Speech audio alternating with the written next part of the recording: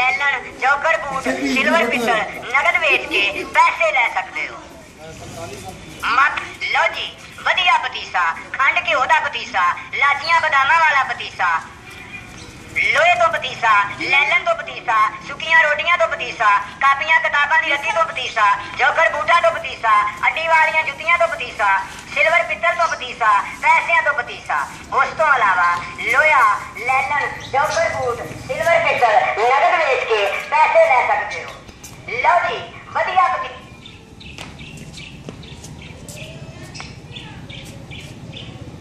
पतीसा, पैसियां तो पतीसा। उस तो अलावा लोहा लैलन चौकर बूट सिल्वर पित्तल बेच के नगद पैसे ले सकते हो।